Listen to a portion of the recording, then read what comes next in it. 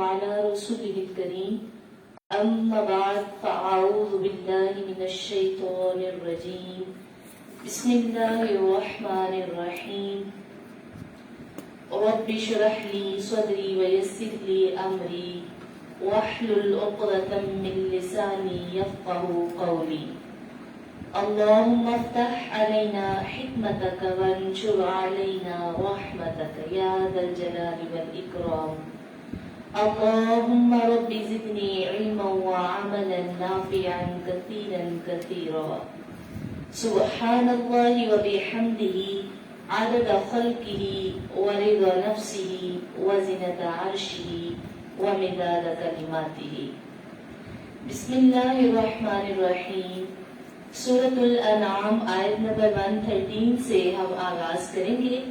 آج ہم پوائنٹس کی صورت میں پڑھیں گے.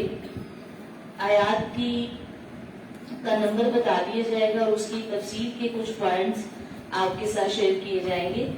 تو آیت نمبر 113 میں اللہ تبارک و تعالی نے نبی اکرم صلی اللہ علیہ وآلہ وسلم کو تسلی دیتے ہوئے فرمایا ہے کہ جس طرح ہم نے آپ کے دشمن بنا دیے جو آپ کی دعوت کو ٹھکراتے ہیں یا جو آپ سے حسد کرتے ہیں، تو یہ اللہ تعالیٰ کی سنت ہے. یعنی اللہ رب العزت جب کسی نبی کو اپنی مخلوق کی طرف بھیجتا ہے تو اس نبی کے مقابلے میں بہت سارے ایسے لوگ بھی پیدا کر دیتا ہے جو کہ اس کی مخالفت کرتے ہیں اور لوگوں کو اپنے دھوکے میں لے کر وہ اپنی باتوں کی طرف یعنی باطل کی طرف وہ ان کو دعوت دیتے ہیں.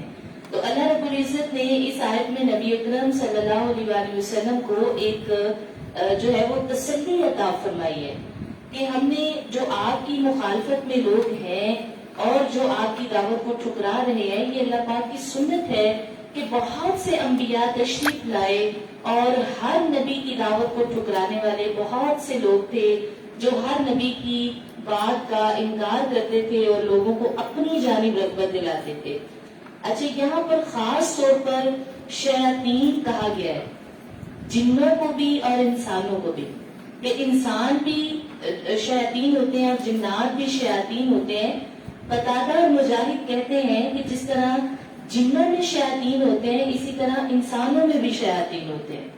یعنی یہ بات غور طلب ہے کہ جس طرح جنات میں شیاطین ہوتے ہیں اس طرح انسانوں میں بھی. بلکہ مالک بن دینار رحمۃ اللہ علیہ وہ کہتے ہیں کہ میرے اوپر انسانوں کے شیاطین جو ہیں وہ جنوں کے شیاطین سے زیادہ سخت ہیں، کیونکہ وہ کہتے ہیں جب میں تعوذ پڑھتا ہوں تو جو جنوں کا شیطان ہے وہ تو مجھ سے دور ہو جاتا ہے، لیکن جو انسانوں کا شیطان ہے وہ میرے پاس آ کر مجھے علل اعلان نافرمانیوں کی طرف گسیج کر لے جاتا ہے. یعنی اکثر انسانوں میں شیاطین ایسے ہوتے ہیں کہ وہ آپ کو گسیج کر اللہ کی نافرمانی کی طرف لے جاتے ہیں اور ہمیں معلوم بھی نہیں ہوتا کہ وہ انسان ہمارے لیے شیطان کا کام کر رہا ہے. اور انسانوں کا شیطان جیسے ابو جہل کو دیکھیے کہ حضرت سیدنا ابو طالب جو ہے وہ جب آخری وقت تھا ایمان لانے لگے تو ابو جہل پہنچ گیا اور اس نے انہیں حق قبول کرنے نہیں دیا اور حق قبول کرنے سے جو ہے وہ روک دیا، رکاوٹ پیدا کر دی. تو حقیقت یہ ہے کہ آخرت پر یقین کا کمزور ہونا یہ انسان کے لیے گمراہی کا باعث بنتا ہے. یعنی ہم انسانوں میں سے جو بھی شیاطین ہیں ان کی طرف ہم تبھی زیادہ رغبت کریں گے جب ہمارا خود کا آخرت کی طرف ایمان کمزور ہوگا. یعنی اس انسان کو جو جس کا اپنا ایمان ذرا کمزور ہے اور آخرت پر کوئی بہت زیادہ وہ بھروسہ نہیں رکھتا یا وہ توجہ نہیں کرتا، اس کو جو انسان نما شیطان ہے وہ جلدی گمراہ کر دیتے ہیں. تو اس لیے جب انسان آخرت کو بھول جاتا ہے اور دنیا کی اٹریکشن اس کو اپنے اندر کھینچ لیتی ہے، وہ دنیا کی باتوں اور دنیا کے لوگوں کو زیادہ خوبصورت سمجھتا ہے اور وہ یہ دنیا کے سامان کی طرف جلدی رغبت کر لیتا ہے. یعنی آپ دیکھیں نا، ہم زیادہ اٹریکٹ کس طرح سے ہوتے ہیں. یعنی ہم بہت نیک بندے کو دیکھ کر اٹریکٹ ہوتے ہیں، اس کی نماز کو دیکھ کر یا قرآن پڑھنے والے قاری کو دیکھ کر اٹریکٹ ہوتے ہیں، یا کہ ہم بہت اچھے لباس والے سے اٹریکٹ ہو رہے ہوتے ہیں، یا جس کے پاس بہت بڑی گاڑی ہوتی ہے ہم اس سے اٹریکشن فیل کرتے ہیں. تو یہاں اللہ رب العزت نے اس آیت میں فرمایا کہ جو لوگ شیطانوں سے جنوں سے نقصان اٹھاتے ہیں دراصل وہ اس لیے بھی ہوتا ہے کہ ان ایمان آخرت پر بہت کمزور ہوتے ہیں. تو اس لیے ان کی اپنی اٹریکشن جو ہونی چاہیے وہ اس طرح کی ہونی چاہیے کہ ان کا ایمان مضبوط ہو, وہ اچھی اور نیک چیزوں سے اٹریکٹ ہوں. ٹھیک ہے, اور کیونکہ انسان بہرحال اپنی خواہشات کے آگے کمزور ہو جاتا ہے نا, اور ایک طرف دین اور دلیل ہوتی ہے اور دوسری طرف کیا ہوتا ہے انسان کی خواہش نفس ہوتی ہے, اور انسان جو ہے وہ دین اور دلیل کی بجائے اپنی خواہش نفس کی طرف زیادہ بھاگتا ہے. اور پھر اگر اس کی مجلس اور صحبت بھی ویسی ہی ہو تو پھر بندہ بہت جلدی گمراہ ہو جاتا ہے. اگر اس کی صحبت کمزور ہے, اس کے دوست ایسے ہیں جو ایمان میں کمزور ہے, تو پھر وہ بندہ بھی ایمان سے دور اور گمراہی کے راستے پر نکل جاتا ہے. اگر اس کی اپنی مجلس بہت مضبوط ہے, ایمان والوں کی مجلس میں بیٹھتا ہے, اچھے لوگوں کے ساتھ بیٹھتا ہے, آخرت کو یاد کرنے والوں کے ساتھ بیٹھتا ہے, تو پھر وہ انسان نما شیاطین سے بھی محفوظ رہے گا. ٹھیک ہے, تو اس آیت میں یہ بتایا گیا کہ جب انسان اچھا کام کرتا ہے, اور نبی اکرم صلی اللہ علیہ وسلم کو یہ تسلی بھی عطا کی گئی ہے کہ بہت سارے لوگ ہمیشہ سے دین کی رکاوٹ جو ہے اور اچھے کام کی رکاوٹ پیدا کرتے ہیں, اور وہ کچھ جنات بھی ہوتے ہیں اور کچھ انسان بھی ہوتے ہیں. آیت نمبر 118 پر آپ آ جائیے. آیت نمبر 118 میں آپ کے دشمن اہل مکہ اس بات پر اعتراض کرتے تھے. نبی اکرم صلی اللہ علیہ وسلم کی چونکہ جتنی بھی ہدایات تھیں, ہر ہدایت پر کفار جو ہے وہ آبجیکشن کرتے تھے.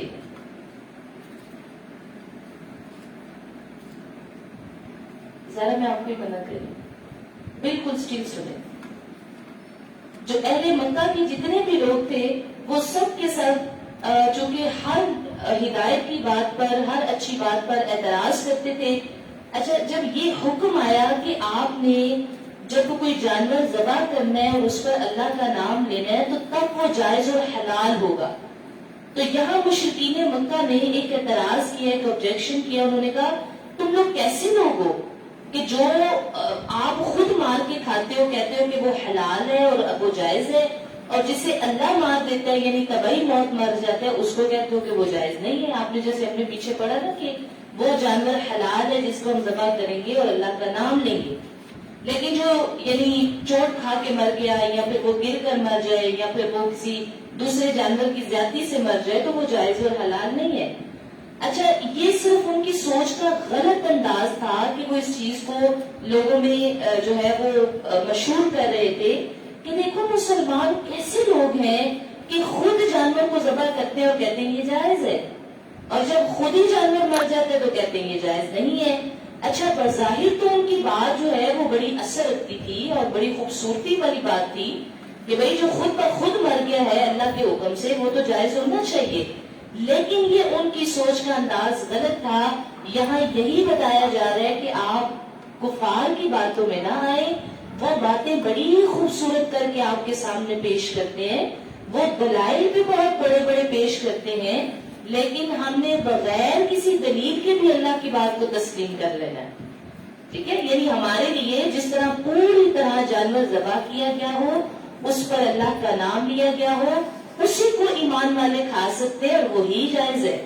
تو لہٰذا مشرکین مکہ اعتراضات اور دلائل تو بہت ہی خوبصورت پیش کر رہے ہیں, لیکن ہمیں ان کی ان میٹھی باتوں میں اور ان دلائل میں ہرگز نہیں آنا, بلکہ ہم نے اللہ کے حکم کے آگے سر تسلیم خم کرنا ہے انشاءاللہ. کیونکہ سورۃ الانعام ہے نا, تو جانوروں کی بھی بات اس میں کی گئی ہے. تو آیت نمبر 121 میں وہاں پر بھی یہی بات کی گئی ہے جانوروں کے حوالے سے. نبی اکرم صلی اللہ علیہ وآلہ وسلم آپ نے فرمایا جو چیز خون بہا دے, یعنی جس چیز کو آپ نے ذبح کیا اور اس کا خون نکل آیا اور اس پر اللہ کا نام لیا گیا, تو آپ نے اس چیز کو کھانا ہے. اور جس کھانے پر اللہ کا نام نہیں لیا گیا, کسی بت کا, کسی چیز کا, کسی اور کا نام لیا گیا ہے, تو وہ ابلیس کا رزق ہوتا ہے, وہ مومن کے لیے جائز نہیں ہوتا. نبی اکرم صلی اللہ علیہ وسلم آپ فرماتے ہیں کہ ابلیس نے اللہ سے کہا, عرض کی کہ اے اللہ تو نے اپنی ساری مخلوقات کا رزق متعین کر دیا کہ فلاں کا پرندوں کا رزق یہ ہے, مچھلیوں کا رزق یہ ہے, انسانوں کا رزق یہ ہے, تو مجھ شیطان کا رزق کیا ہوگا؟ تو آج فرماتے ہیں اللہ رب العزت نے فرمایا کہ ہر وہ چیز جس پر میرا نام نہ لیا جائے وہ تیرا رزق ہوگا. اس لیے فرمایا کہ جب تم کھانا کھاؤ تو کھانا شروع کرتے ہوئے بسم اللہ کہو، تاکہ اور اگر آپ بسم اللہ نہیں پڑھ رہے تو وہ شیطان کا شریک ہو جانا ثابت ہے حدیث سے. اور وہ شریک اس لیے ہوتا ہے کہ اللہ پاک نے اس کا رزق ہی وہاں رکھا ہے جہاں اللہ کا نام نہیں لیا گیا.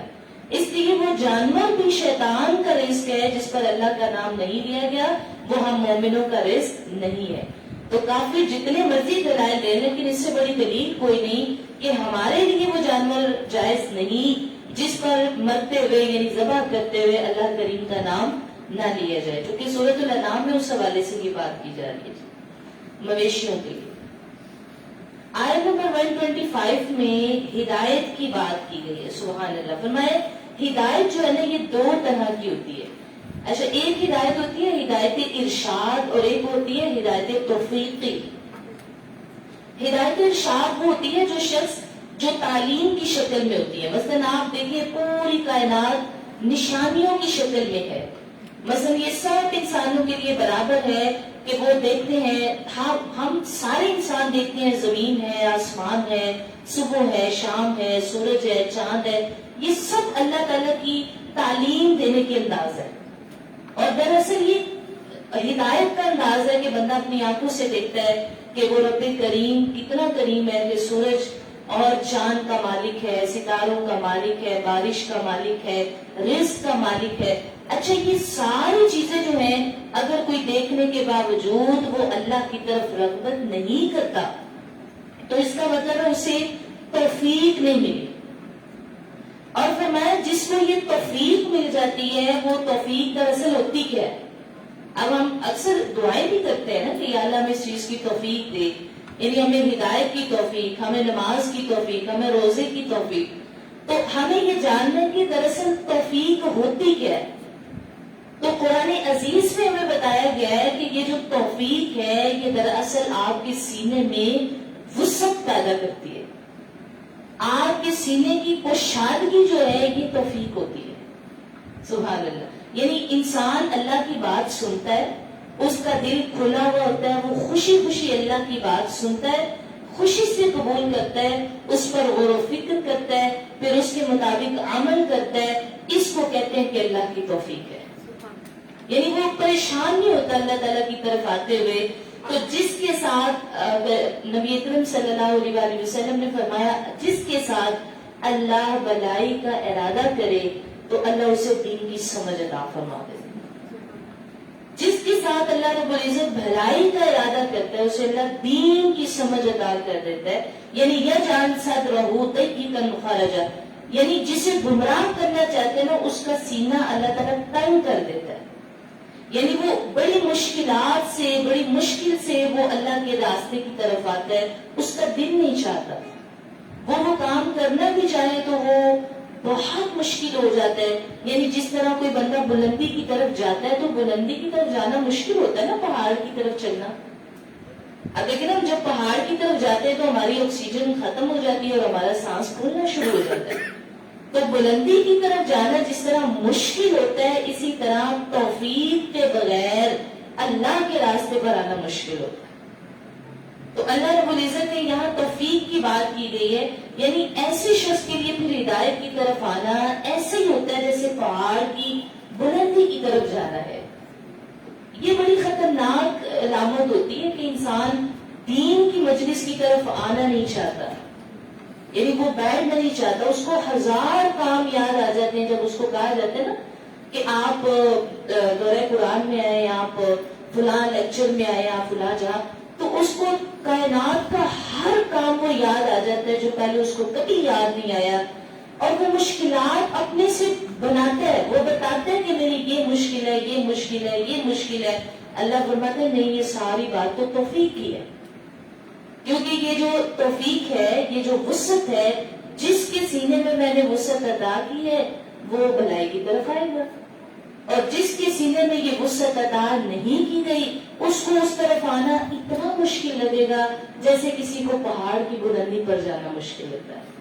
تو اس لیے ہمیں ہر وقت اللہ سبحانہ و تعالیٰ سے یہ دعا کثرت سے کرنی چاہیے کہ رب اشرح لی صدری، اللہ میرا سینہ کھول دے، یعنی مجھے وسعت عطا کر دے، ویسر لی امری، اور میرے جتنے کام ہیں میرے سارے کام آسان کر دے تاکہ میں تیرے دین کی طرف رغبت کروں. ٹھیک ہے، تو اس لیے یہ دعا ہمیں کثرت سے پڑھنی چاہیے. حضرت موسیٰ علیہ السلام نے اپنے سینے کی وسعت کے لیے یہ دعا مانگی تھی اللہ تعالیٰ سے، یعنی انہوں نے یہ وسعت کے لیے دعا مانگی تھی کہ اللہ یہ ساری بلائیاں جو میرے اندر جذب ہو جائیں، میرے اندر پیدا ہو جائے کہ میں تیرے دین کی طرف، تورات کی طرف اور سب چیزوں کی طرف یعنی پورے کا پورا راغب ہو جاؤں. اس لیے آپ نے اللہ سے یہ دعا مانگی رب اشرح لی صدری، اللہ میرے سینے میں وسعت پیدا کر دے. تو ہدایت جو ہے نا وہ وسعت سے اور عمل کی صلاحیت بھی اللہ تعالیٰ کے حکم سے یعنی توفیق سے ہی عطا ہوتی ہے. آیت نمبر 126 دیکھیے، اس میں بتایا گیا ہے کہ اسلام جو ہے یہی حق کا راستہ ہے اور یہی سیدھا راستہ ہے. سبحان اللہ، بے شک اسلام ہی حق کا راستہ ہے، یہی سیدھا راستہ ہے، اور کوئی بھی راستہ سیدھا نہیں ہو سکتا سوائے اسلام کے راستے کے. حضرت عبداللہ بن مسعود رضی اللہ تعالیٰ عنہ فرماتے ہیں، وہ کہتے ہیں کہ ایک مرتبہ نبی اکرم صلی اللہ علیہ وسلم نے یہ بڑی ہی پیاری حدیث مبارکہ، اور اس میں اتنا پیارے انداز سے سرکار نے اپنے صحابہ کو سمجھایا کہ سیدھا راستہ کون سا ہوتا ہے. یعنی آپ اگر سیدھے راستے کے متمنی ہیں، خواہش مند ہیں، تو پھر یہ حدیث بغور سنیے کہ سرکار فرماتے ہیں کہ ایک مرتبہ صحابہ کہتے ہیں کہ ہمارے سامنے نبی اکرم صلی اللہ علیہ وسلم نے ایک لکیر کھینچی، ایک لکیر کھینچی اور فرمایا کہ یہ جو لکیر ہے یہ اللہ کا راستہ ہے. آپ نے فرمایا یہ اللہ کا راستہ ہے، اور جو پھر اس کے دائیں بائیں آگے پیچھے جتنی لکیریں آپ نے کھینچی، دائیں بھی لکیر کھینچی بائیں بھی، اور آپ نے فرمایا کہ یہ مختلف راستے ہیں، یہ دائیں راستہ بایاں اور یہ سب جتنی لکیریں کھینچی ہیں یہ سارے مختلف راستے ہیں جن میں سے ہر راستے پر شیطان بیٹھا ہوا ہے. آپ نے فرمایا یعنی دائیں طرف بائیں طرف آگے پیچھے یہ سارے راستوں پر شیطان بیٹھا ہوا ہے، اور یہ جو سیدھی لکیر ہے یہ اللہ کا راستہ ہے، اور وہ آپ کو کبھی بھی اللہ کے راستے پر ڈائریکٹلی آنے نہیں دے گا، کیونکہ یہ حق کا راستہ ہے نا. تو انسان دین کی طرف آنے لگتا ہے نا تو اس کو کوئی ادھر بلاتا ہے، کوئی ادھر بلاتا ہے، کوئی کسی کام کی طرف بلاتا ہے. جیسے ہم لوگ معاملات دیکھتے بھی ہیں، کبھی معاشرے کے ٹرینڈز اور فیشن بھی ہمیں روک دیتے ہیں. وہ کہتے ہیں اوہ تم تو دیندار ہو جاؤ گے، تمہیں تو بایا پہننا پڑے گا، تمہیں تو یہ یعنی چیزیں چھوڑنی پڑے گی. اور یہ ٹرینڈز اور فیشن بھی کبھی ہماری بہت بڑی، تو یہ سب لکیریں وہ جو آپ نے دائیں طرف بائیں طرف کھینچی تھی، یہ جو ہمارے معاملات ہیں یہ سب وہی لکیریں ہیں جن کا سرکار نے فرمایا تھا کہ یہ وہ راستے ہیں جن راستوں پر شیطان بیٹھا ہوتا ہے، اور وہ کبھی بھی آپ کو یہ سیدھی لکیر کی طرف جانے نہیں دے گا، یعنی وہ رکاوٹ کا سامان کرے گا. تو جس شخص کو اپنے رب کی رضا مطلوب ہوتی ہے وہ ادھر ادھر نہیں بھٹکتا، وہ باقی لکیروں کی طرف بھٹکتا نہیں ہے. اور وہ کیا کرتا ہے، وہ کہتے ہیں میرے رشتہ دار، میرے دوست، میری فرینڈز، میرے جتنے بھی ایج فیلوز ہیں وہ جہاں بھی جائے، لیکن پھر اللہ پاک اس کے سینے کو کشادہ کرتا ہے اور وہ اپنے رب کی قرآن و سنت کی طرف رغبت کر لیتا ہے. یعنی وہ جو سیدھی لکیر ہے نا وہ بندہ اس تک پہنچ جاتا ہے، اور جو اس راستے پر چل کر اپنی منزل پر پہنچتے ہیں یقین کریں ان کی منزل بہت خوبصورت ہوتی ہے. قرآن کہتے ہیں کہ وہ جو دائیں بائیں والی لکیریں ہیں ان سے بچ بچا کر جو سیدھی لکیر کی طرف پہنچ جاتا ہے، لہم دار السلام عند ربہم، ان کے لیے تو دار السلام ہے اپنے رب کے پاس. اور پھر دیکھیں مقام بھی کتنا ہے نا. فرمایا یہ جو دائیں بائیں طرف والی لکیروں سے جان چھڑا کر سیدھی لکیر کی طرف پہنچ جاتا ہے نا، لہم دار السلام عند ربہم، تو جنت دار السلام ہے. جنت کیا ہے؟ دار السلام ہے. تو جہاں پر انسان داخل ہوگا تو کسی قسم کی کوئی آزمائش نہیں ہوگی، کوئی غم نہیں ہوگا، کوئی رنج نہیں ہوگا. اللہ پاک فرماتا ہے اہل جنت کو آواز دینے والا آواز دے گا اور کہے گا اے جنت والو، بے شک تمہارے لیے یہ طے ہو گیا ہے کہ تم ہمیشہ صحت مند رہو گے اور کبھی بیمار نہیں ہوگے. یعنی یہ پہلا انعام ہے جو جنتیوں کے لیے اللہ تبارک و تعالیٰ نے رکھا ہے کہ تم ہمیشہ صحت مند رہو گے. آپ دیکھیں ہم اکثر یہ جملہ کہتے ہیں نا کہ جان ہے تو جہان ہے، تو دراصل وہ اس لیے کہتے ہیں کہ جب انسان بیمار ہو جاتا ہے تو کائنات کی ہر چیز اس کے لیے ثانی حیثیت رکھتی ہے، چاہے اس کی اپنی اولاد ہے، اس کا مال ہے، اس کا گھر بار، سب کچھ ثانی حیثیت پر آ جاتا ہے. اور سب سے جو اول ترجیح ہوتی ہے وہ اس کی اپنی صحت ہوتی ہے. وہ کہتا ہے میں ٹھیک ہوں گا تو سارے کام ہوں گے. تو اللہ رب العزت نے جو جنت میں خوشخبری دی ہے وہ سب سے پہلی خوشخبری یہ ہے کہ جنتی کبھی بیمار نہیں ہوں گے، وہ جنت میں ہمیشہ صحت مند رہیں گے. اور دیکھیں کہ بے شک اللہ فرماتا ہے تم جنت میں زندہ بھی رہو گے اور کبھی نہیں مرو گے. یہ دوسرا انعام ہے. پہلے صحت مند رہو گے، کبھی بیمار نہیں ہوں گے، اور دوسرا انعام یہ ہے کہ تم ہمیشہ زندہ رہو گے اور کبھی نہیں مرو گے. آپ دیکھیں ہم دنیا میں صحت مند رہ بھی لیں تو لیکن ہمیں یہ ڈر ہوتا ہے کہ ایک نہ ایک دن ہم نے مر ہی جانا جتنا مرضی صحت مند رہے. اب اللہ پاک نے فرمایا کہ تم اس لیے جنت جو ہے وہ دار السلام ہے، سلامتی کا در ہے کہ وہاں اگر ایک بار داخل ہوگے تو مرو گے بھی نہیں، ہمیشہ زندہ رہو گے. اور پھر فرمایا کہ تم جنت میں ہمیشہ آرام کرو گے. تیسرا انعام ہے کہ تم جنت میں ہمیشہ آرام کرو گے. اس لیے ہمیں یہ کوشش کرنی چاہیے کہ ہم اپنی زندگی میں یہ دیکھیں نا، دورہ قرآن میں آنا اور 2 گھنٹے بیٹھنا یا 2.5 گھنٹے 3 گھنٹے یہ ایک مشقت کا کام ہے، لیکن اللہ رب العزت فرماتے ہیں جس نے زندگی مشکل میں گزاری وہی آخرت میں راحت پائے گا. یہ بالکل اسی طرح جیسے کوئی بچپن میں ہمارے 2 طرح کے بچے ہوتے ہیں. ایک بچہ وہ ہوتا ہے جو بچپن میں آرام کرتا ہے اور جب جوان ہوتا ہے تو اسے کمانا پڑتا ہے، پھر وہ طرح طرح کی محنتیں کرتا ہے، پھر وہ مشقتیں اٹھاتا ہے. اور ایک بچہ وہ ہوتا ہے جو بچپن سے ہی محنت کا عادی ہوتا ہے اور جب وہ جوان ہوتا ہے، بوڑھا ہوتا ہے تو پھر بڑے آرام سے وہ اپنی کمائی کھاتا ہے کیونکہ اس نے محنت کی ہے. بالکل اسی طرح جو انسان دنیا میں مشقت اٹھا لیتا ہے اللہ پاک کا وعدہ ہے کہ وہ آخرت میں کوئی تکلیف نہیں اٹھائے گا اور نہ وہ آرام سے جنت میں رہے گا. اور یاد رکھیے کہ جنت میں نبی اکرم صلی اللہ علیہ وسلم نے بڑی پیاری حدیث مبارکہ بیان فرمائی. اور یہ میں جنت کا تذکرہ اس لیے کر رہی ہوں کہ آپ کو معلوم ہو جو نیک کام ہم کر رہے ہیں اس کا بدلہ صرف اور صرف جنت ہے انشاءاللہ تعالی. یعنی یہ جو قرآن کی تعلیم ہے اور اس پر عمل ہے اور اللہ کے احکامات پر سر تسلیم خم کرنا ہے، اس کا بدلہ جنت ہے. تو نبی اکرم صلی اللہ علیہ وسلم آپ فرماتے ہیں میری امت میں سے پہلا گروہ جو جنت میں داخل ہوگا وہ 14ویں رات کے چاند کی طرح چمک رہا ہوگا. اور فرمایا کہ ان کے چمکتے ہوئے چہرے ہوں گے. پھر جو دوسرا گروہ جنت میں داخل ہوگا وہ آسمان کے ستاروں کی طرح چمکتا ہوا داخل ہوگا.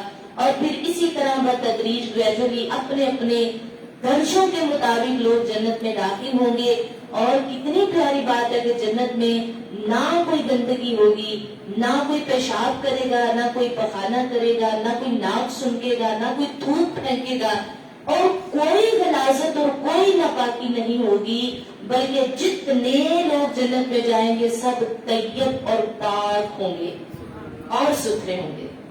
سبحان اللہ. تو اچھا ایک مزے کی بات جو میں آپ کو ایک لطیف بات بتانے لگی کہ جنت میں ہر انسان کے درجے ہوں گے، یعنی اوپر والا درجہ، نیچے والا درجہ. اور مزے کی بات یہ ہے کہ جو اوپر والے درجے والے ہوں گے وہ جن کے نیچے والے درجے والے پہ چونکہ دوست ہوں گے آپس میں، تو نیچے رہنے والے جو ہیں وہ جنت کے اوپر والے درجے پہ نہیں جا سکے کیونکہ وہ ان کی نعمتیں اور راحتیں نہیں دیکھ سکیں گے. اور جب بھی کوئی کام ہوگا تو اوپر والے درجے والے نیچے آئیں گے اور وہ آ کر ان سے گفتگو کریں گے.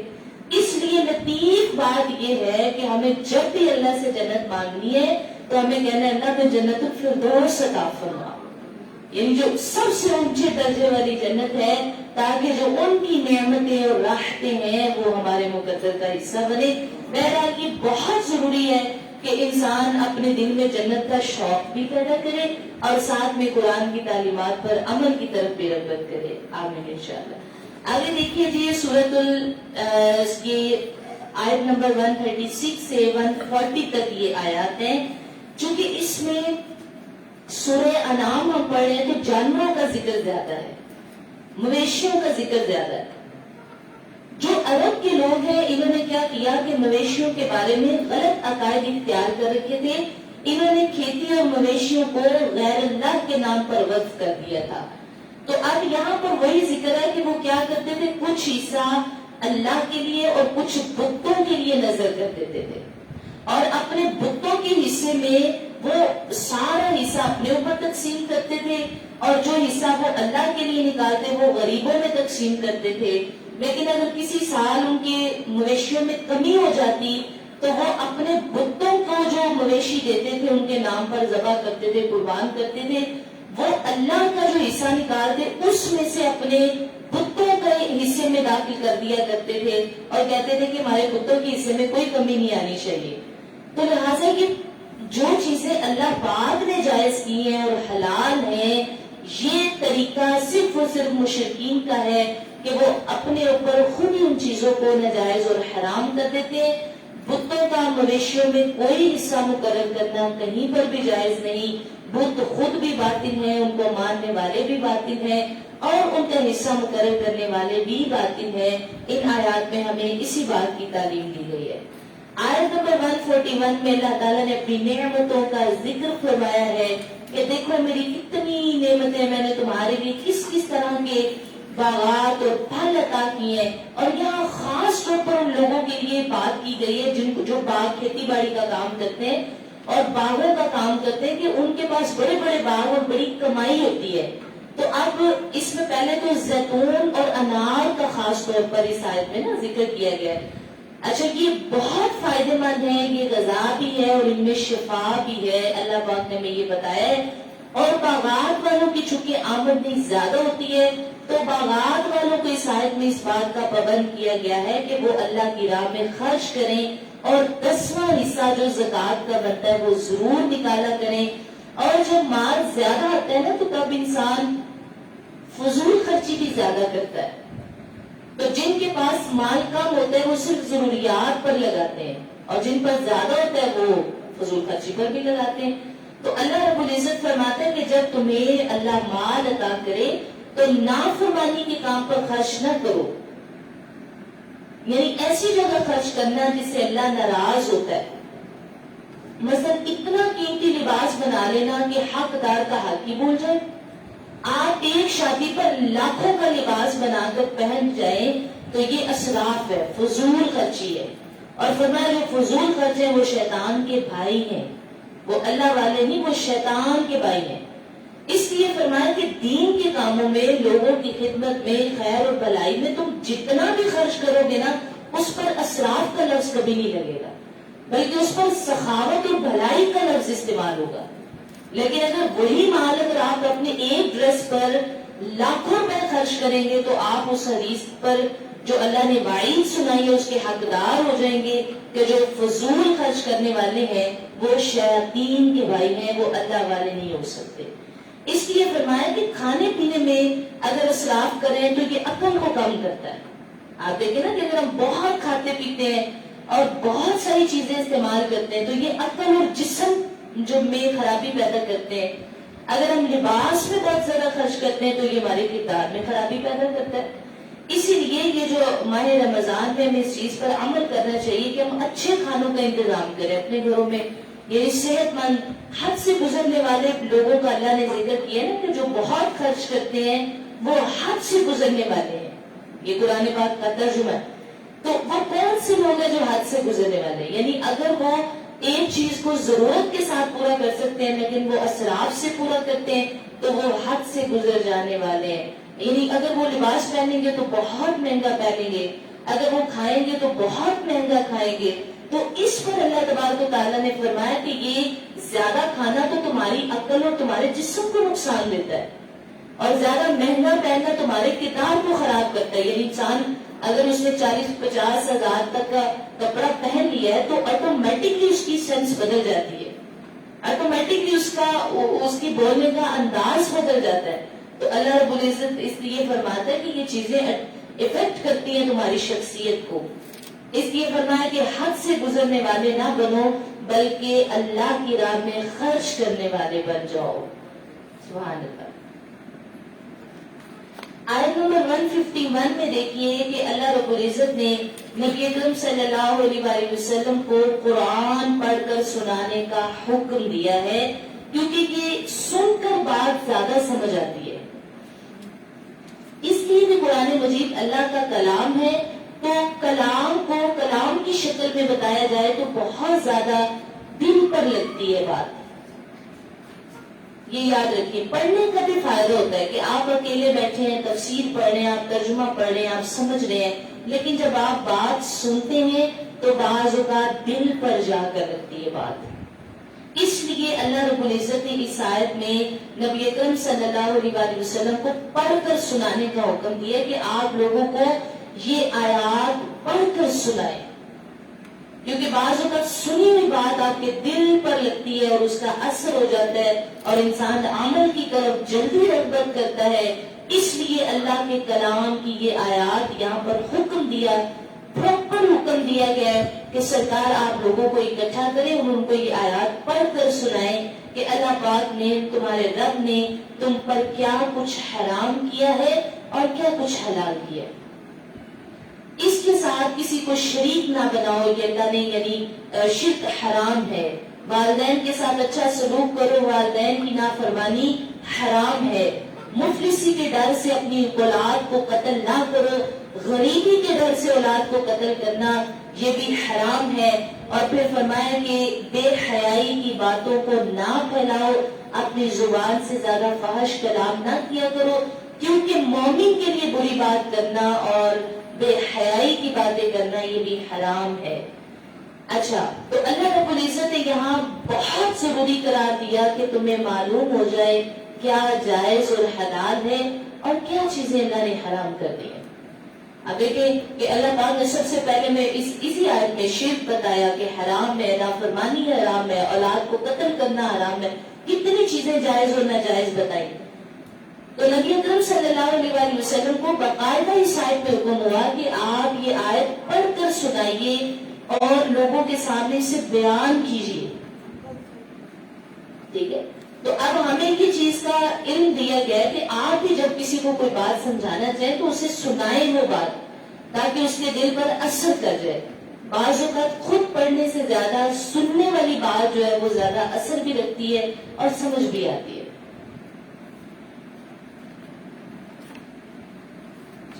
اس میں آیت نمبر بالکل آخری آیت ہے، بلکہ سیکنڈ لاسٹ آیت مبارکہ ہے. ۔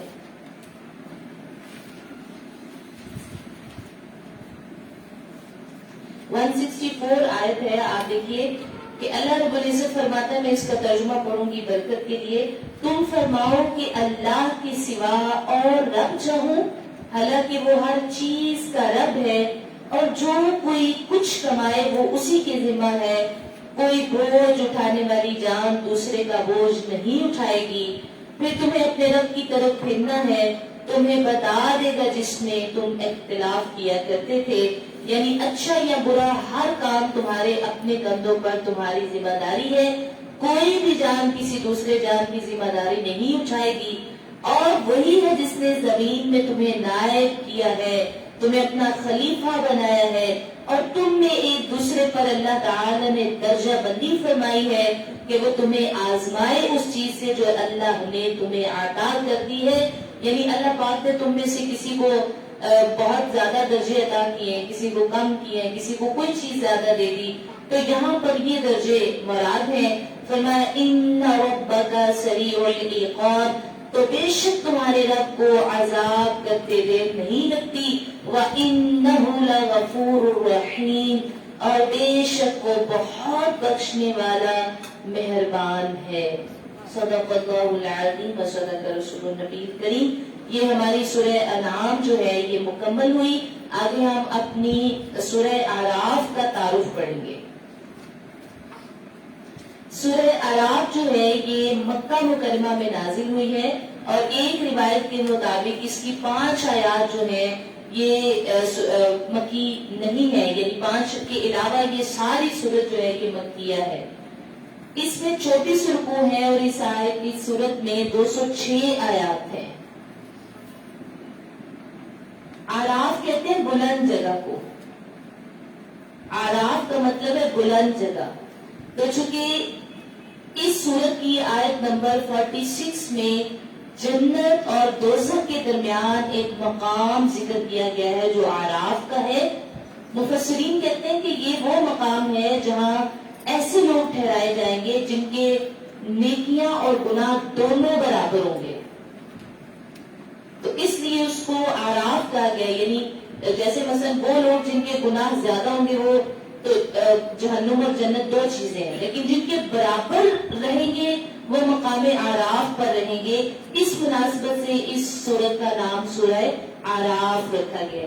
حضرت اماں عائشہ صدیقہ رضی اللہ تعالیٰ عنہا آپ فرماتی ہیں کہ نبی اکرم صلی اللہ علیہ وآلہ وسلم نے ارشاد فرمایا کہ جس نے قرآن پاک کی پہلی 7 بڑی صورتیں حفظ کی اور ان کو تلاوت کرتا رہا تو یہ اس کے لیے کثیر ثواب کا باعث ہوگا، اور ان 7 صورتوں میں ایک صورت سورہ آراف بھی شامل ہے۔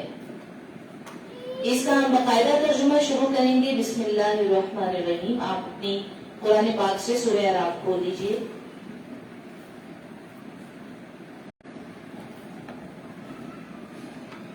اب اس کو ہم باقاعدہ پڑھیں گے۔ بسم اللہ الرحمن الرحیم۔ الف لام میم صاد، حروف مقطعات، جن کے بارے میں ہم نے پڑھا تھا کہ اللہ اور اس کے رسول کے علاوہ ان کا علم کوئی نہیں جانتا، اور اپنی مقربین کو، اپنے قرب والوں کو سرکار اگر اس کا علم عطا کرتے تو یہ بات بعید نہیں ہے۔ یہ کتاب ہے کہ نازل کی گئی ہے آپ کی طرف، بس چاہیے کہ نہ ہو آپ کے سینہ میں کچھ بھی تنگی۔ یہ چونکہ یہ سورت ہجرت سے کچھ عرصہ پہلے نازل ہوئی تھی تو اس وقت کفار و مشرکین کی جو دشمنی ہے اسلام کے ساتھ وہ بہت حد تک پہنچ چکی تھی، اس لیے اللہ رب العزت نے نبی اکرم صلی اللہ علیہ وآلہ وسلم کو یہ ہدایت فرمائی کہ آپ کا دل جو ہے وہ اس چیز سے پریشان نہ ہو۔ تنگی سے مراد پریشانی ہے کہ آپ پریشان نہ ہو، اس کی تبلیغ سے یہ نازل کی گئی ہے تاکہ آپ ڈرائیں اس سے لوگوں کو اور نصیحت کریں اس سے ایمان والوں کو۔ سبحان اللہ، کہ یہ ایمان والوں کی نصیحت کے لیے یہ کتاب بھیجی گئی ہے۔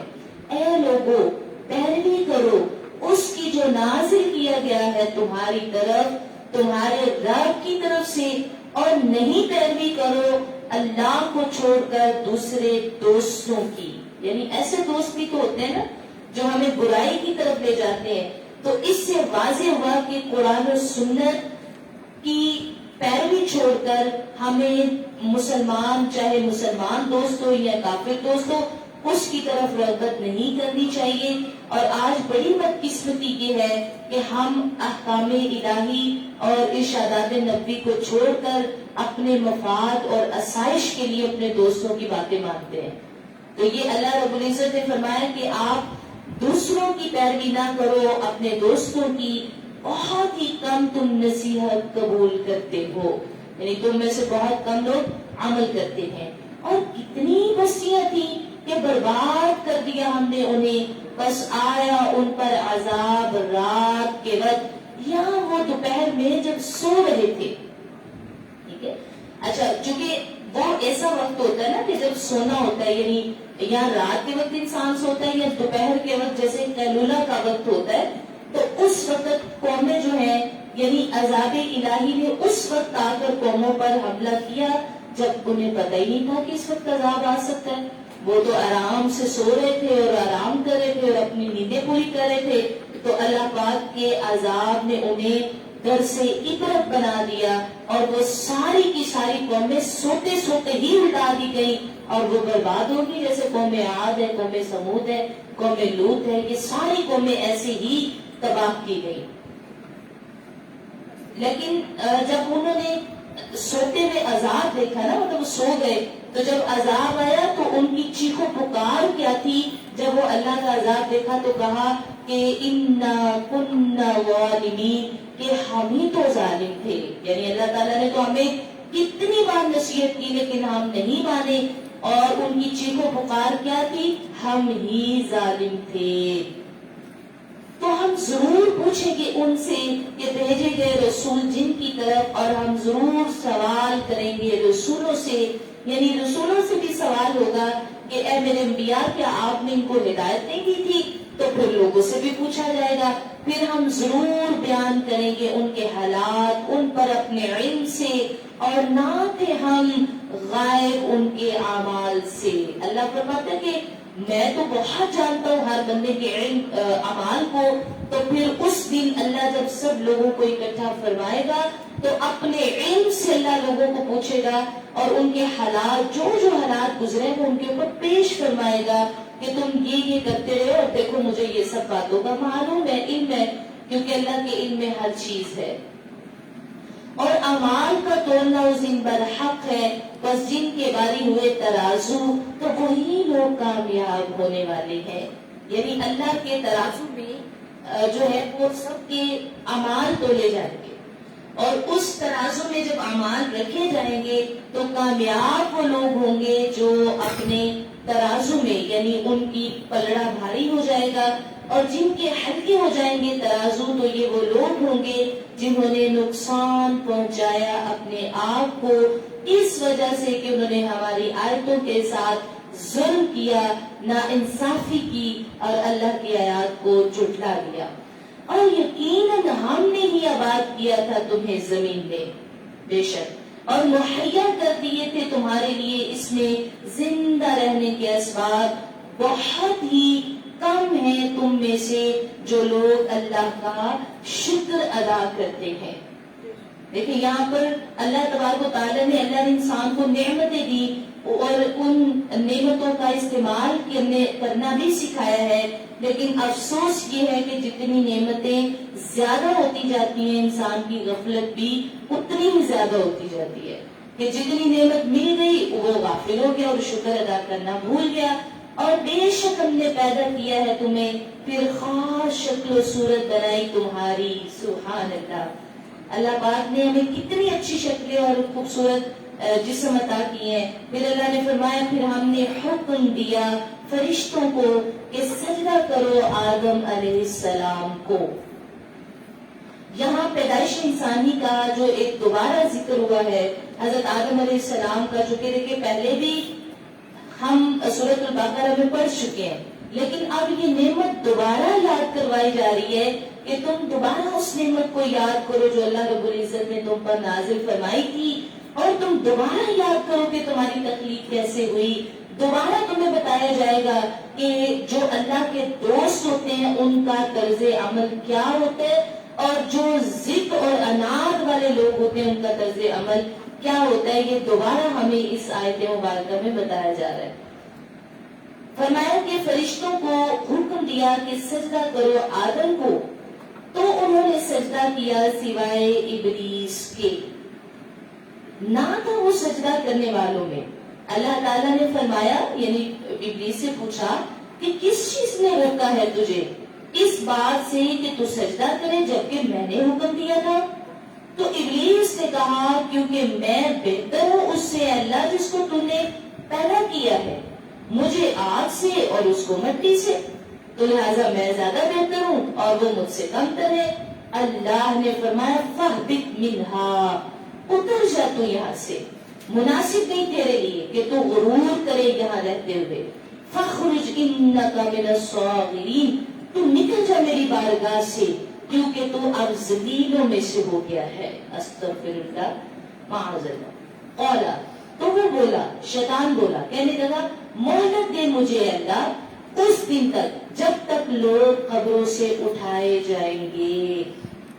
لیکن اسے قبروں سے اٹھائے جانے والے دن تک مہلت مانگی اللہ سے کہ جب تک تیرے لوگ، یعنی حکمت الہی کا یہ تقاضا تھا، یہ اللہ کی حکمت کا تقاضا تھا کہ اسے مہلت دی جائے، اور جب تک یہ دنیا موجود ہے اس وقت تک حق اور باطل کی آویزش جاری رہے.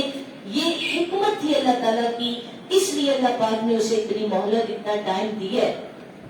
تو اس نے کہا کہ اللہ مجھے اتنا وقت دے، یعنی اتنی مہلت دے کہ جب تک لوگ قبروں سے اٹھائے جائیں اس وقت تک میں بھی رہوں۔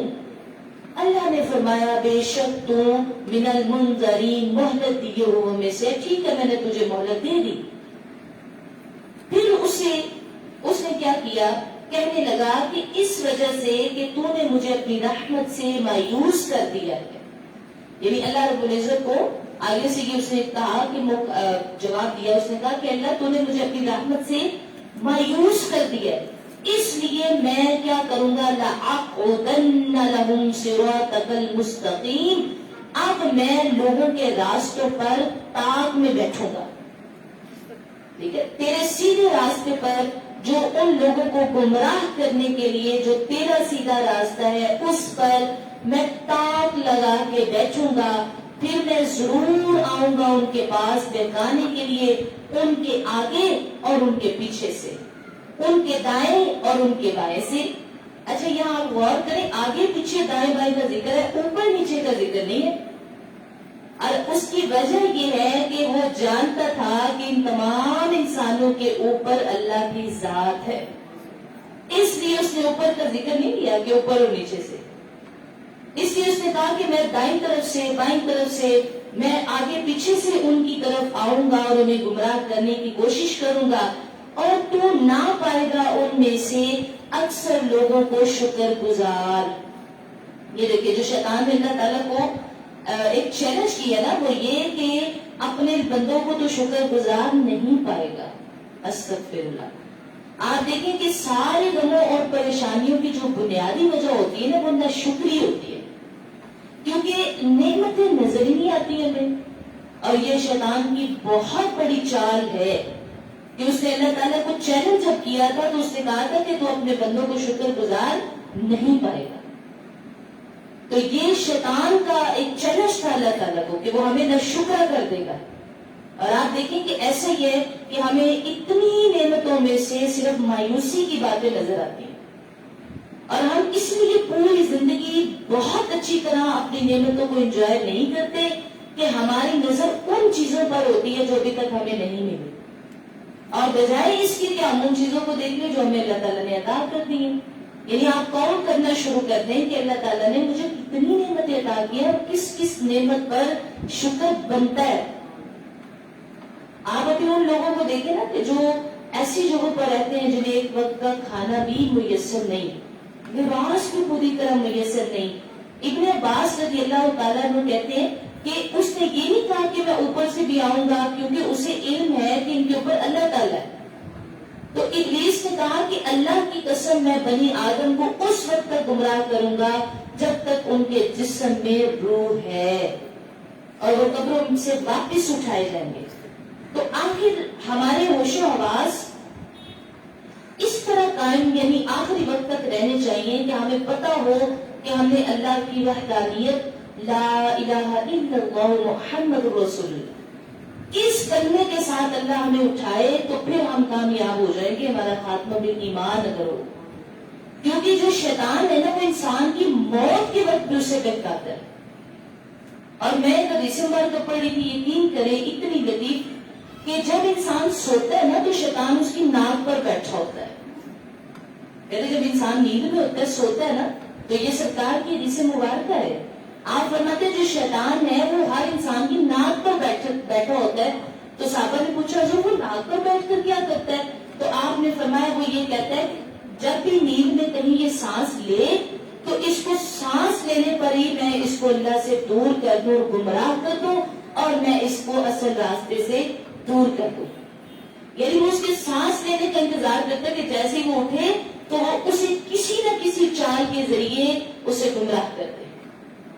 اس لیے فرمایا کہ یہ جو شیطان ہے یہ ہمیں خاص طور پر موت کے وقت ضرور بہکاتا ہے، اس لیے اصل کامیابی یہ ہے کہ انسان خاتمہ بالایمان حاصل کر لے اور وہ یہ کلمے کے ساتھ موت پائے جو اللہ تعالیٰ کی جو ہے وہ وحدہ لا شریک کی صفت کا کلمہ، ٹھیک ہے۔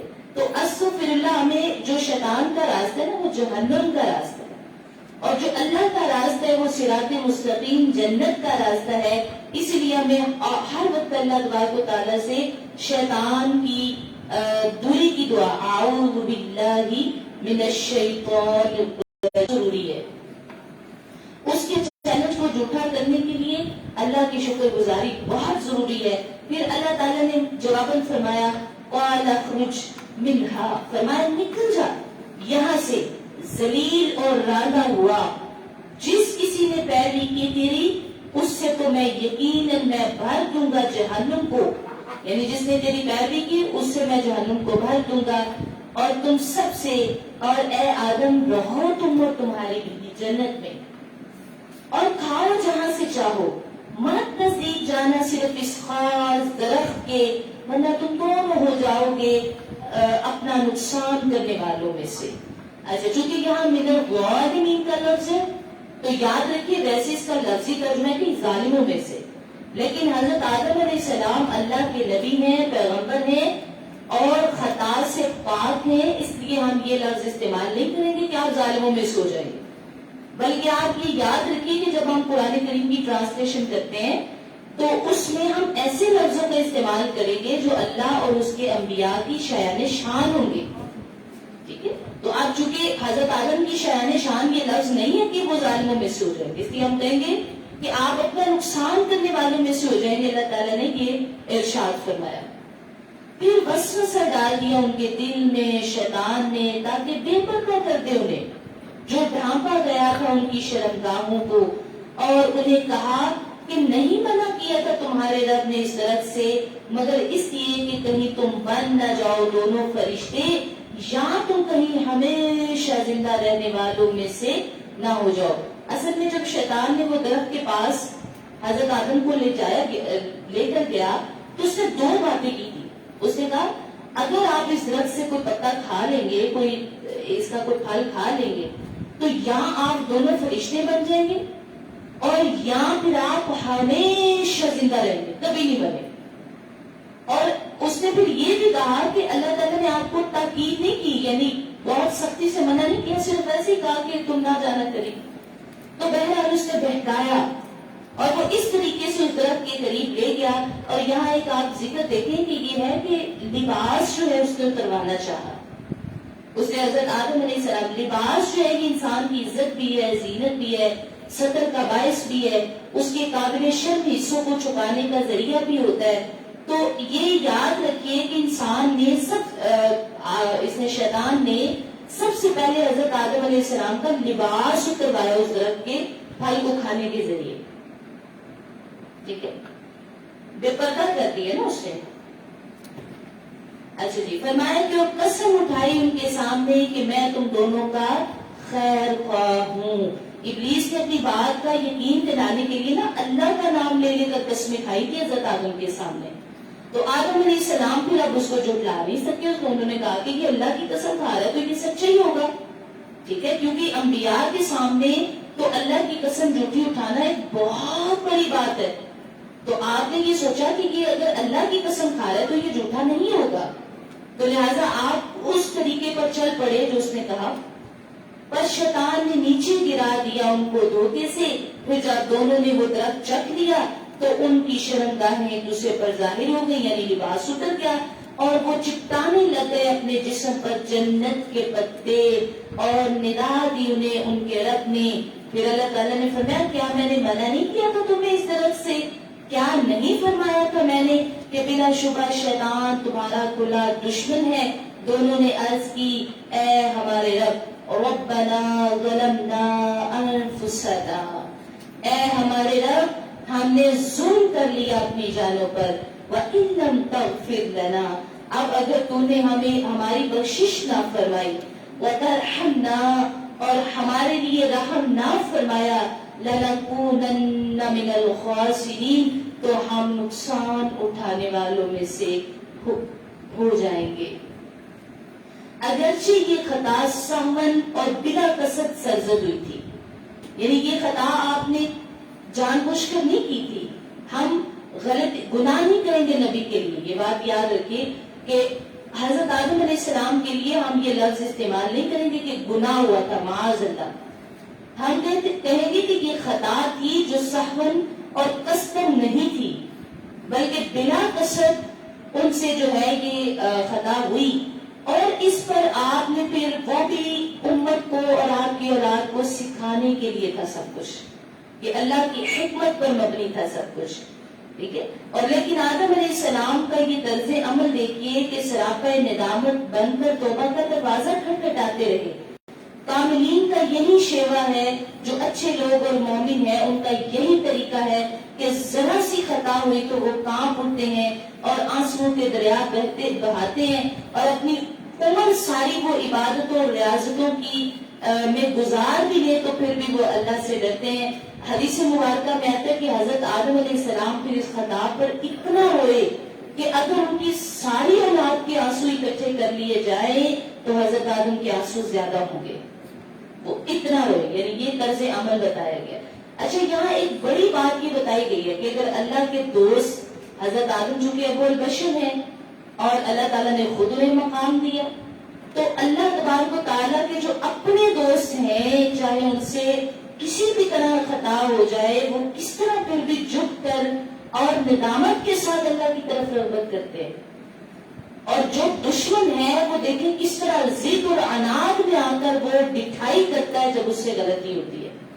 تو جو مومن بندہ ہے نا، اس سے اگر غلطی ہو جائے تو اس کا طرز عمل یہ نہیں کہ وہ وہیں پر لیتا رہے جہاں سے اس پہ غلطی ہو گئی ہے، اور وہ بلکہ آگے دلائل اور جو ہے وہ یعنی سمجھنے کے سختی میں آ جائے۔ اگر اس کا دل سخت ہو جائے تو وہ ابلیس کا راستہ ہے، اور اگر وہ فوراً ندامت میں آ جائے، شرمندگی میں آ جائے، رو پڑے تو وہ حضرت آدم کا راستہ ہے، اور ہمیں حضرت آدم علیہ السلام کے راستے پر چلنا۔ اچھا جی، تو جب یہ دعا کی انہوں نے، اللہ تعالیٰ نے فرمایا نیچے اتر جاؤ، تم ایک دوسرے کے دشمن ہوگے اور تمہارے لیے زمین میں ٹھکانا ہے اور نفع اٹھانا ہے ایک وقت تک۔ فرمایا اسی زمین میں تم زندہ رہو گے اور اسی میں مرو گے اور اسی سے تم اٹھائے جاؤ گے۔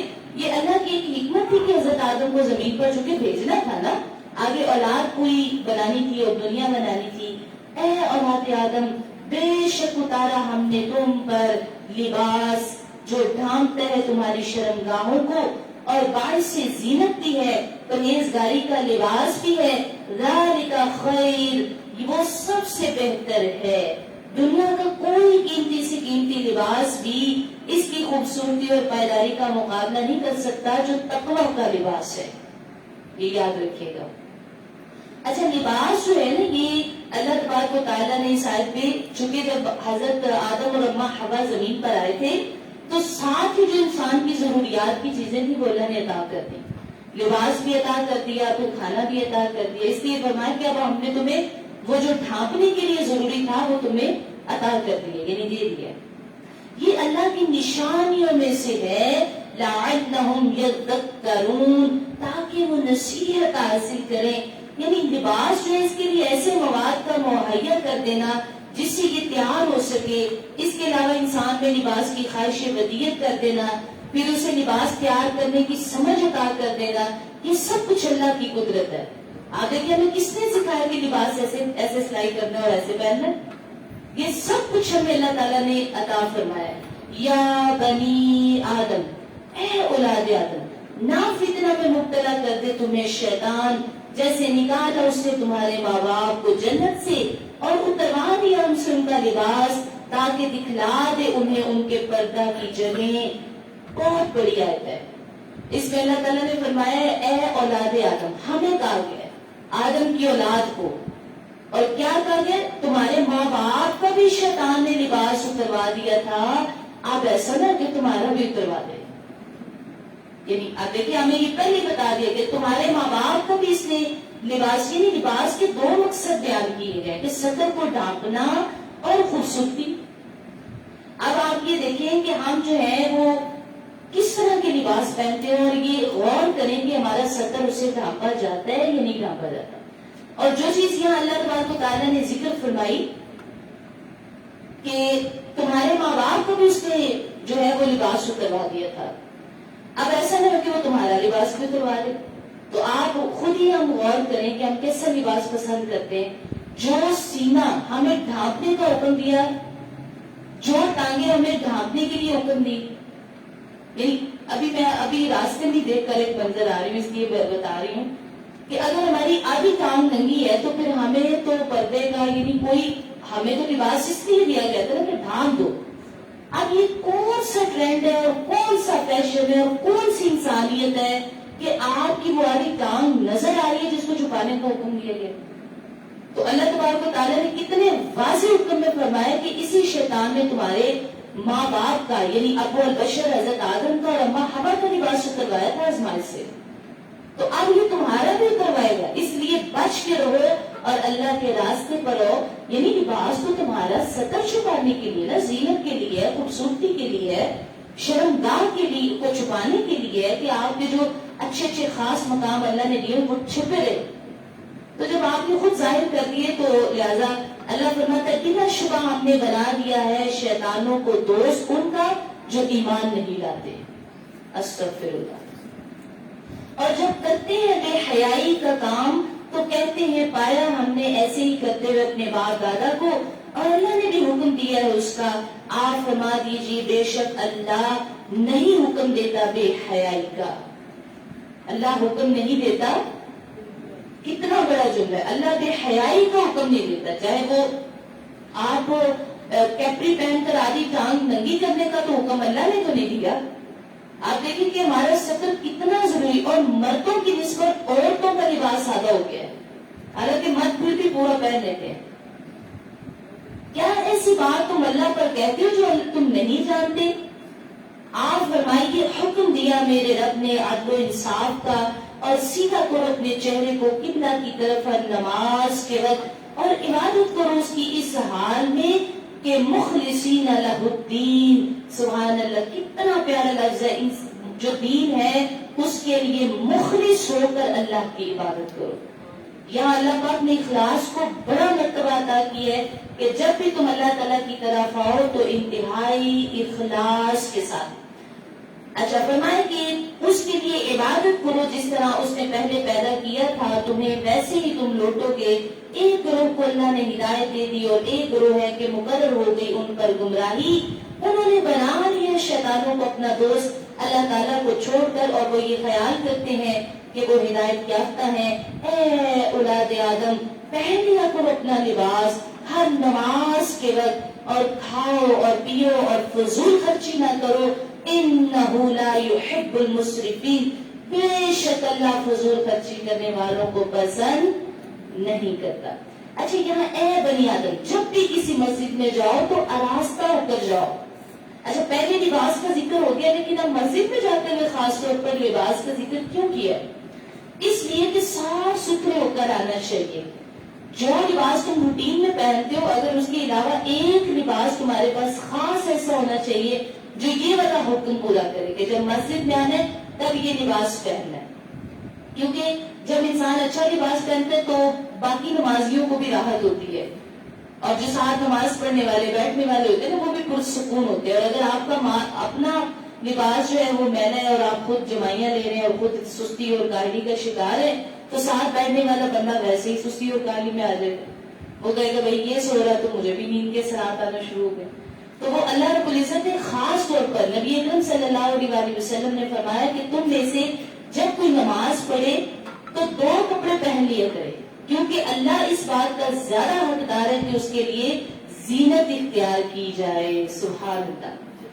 یعنی آپ نے فرمایا کہ تم میں سے کسی کے لیے حرج نہیں, اگر ممکن ہو تو جمعہ کے لیے اپنے کام کاج کے کپڑوں کے علاوہ 2 کپڑے اور بنا لے. یہ حدیث سے مبارک ہے, کتنی پیاری کہ کام کاج کے کپڑوں کے علاوہ 2 کپڑے اور بنا لے, یعنی جو جمعہ المبارک کے دن وہ خاص طور پر مسجد میں پہن کر آئے. سبحان اللہ. تو ہمیں یہ مسجد کی طرف جب رغبت ہو تو انتہائی پاک اور صاف اچھے لباس کے ساتھ ہو. آپ فرمائیے کس نے حرام کیا اللہ کی زینت کو جو پیدا کی اس نے اپنے بندوں کے لیے, اور کس نے حرام کیے لذیذ پاکیزہ کھانے؟ آپ فرمائیے یہ چیزیں ایمان والوں کے لیے ہیں اس دنیوی زندگی میں بھی, اور صرف انہی کے لیے قیامت کے روز ہوں گی. یعنی دنیا میں مومنوں کے لیے اللہ نے اچھا لباس, اچھا رزق, یہ سب نعمتیں اللہ کی, اور انہیں جتنا چاہو خرچ کرو لیکن وہ اعتدال میں رہ کر اور نیکی کے ساتھ. اور یوں ہی ہم مفصل بیان کرتے ہیں آیتوں کو لوگوں کے لیے جو حقیقت کو جانتے ہیں آپ فرمائیے بے شک حرام کر دیا میرے رب نے سب بے حیائیوں کو جو ظاہر ہے ان سے اور جو پوشیدہ ہے، اور حرام کر دیا گناہ کو، سرکشی کو بغیر حد کی، اور یہ کہ شریک تم ٹھہراؤ اللہ کے ساتھ جس کے لیے نہیں اتاری اللہ نے کوئی صنعت، اور یہ کہ تم کہو اللہ پر ایسی بات جو تم نہیں جانتے۔ ہر امت کے لیے ایک وقت مقرر ہے، سو جب آ جائے ان کا مقررہ وقت تو وہ نہ پیچھے ہٹ سکیں گے ایک لمحہ بھی، ولا یستقدمون، اور نہ ہی وہ آگے بڑھ سکیں گے۔ اے اولاد آدم، اگر آئے تمہارے پاس رسول تم میں سے جو بیان کرے تم پر میری آیتیں، تو جس نے تقوی اختیار کیا، اپنی اصلاح کر لی، تو اسے کوئی خوف نہیں ہوگا اور نہ ہی وہ غمگین ہوگے۔ لیکن جنہوں نے جھٹلایا آیتوں کو اور غرور کیا ان سے، تو وہی دوزخی ہیں، اور ایسے لوگ دوزخ میں ہمیشہ رہیں گے۔ اور کون زیادہ ظالم ہے اس سے جس نے اللہ پر ایسی بات باندھی، ایسا جھوٹ باندھا، یہاں جھٹلایا اس نے اللہ کی آیتوں کو، انہیں مل جائے گا ان کا حصہ جو ان کی قسمت میں لکھا ہوا ہے، یہاں تک کہ جب آ جائیں گے ان کے پاس ہمارے رسول جو قبض کریں گے ان کی، رسول سے مطلب فرشتے جو قبض کریں گے ان کی روحوں کو، تو ان سے کہیں گے کہاں ہے وہ؟ جب روح قبض کرنے فرشتے آئیں گے تو پوچھیں گے بتاؤ بھائی کہاں ہے وہ جن کی تم عبادت کیا کرتے تھے اللہ کے علاوہ؟ کہیں گے وہ تو گم ہو گئے ہم سے۔ پھر وہ جواب دیں گے وہ تو ہمیں مل ہی نہیں رہے، اور گواہی دیں گے اپنے نفسوں پر کہ وہ کافر تھے۔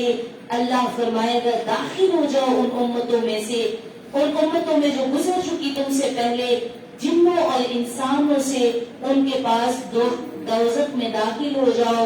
جب بھی داخل ہوگی کوئی امت تو وہ لعنت بھیجے گی دوسری امت پر۔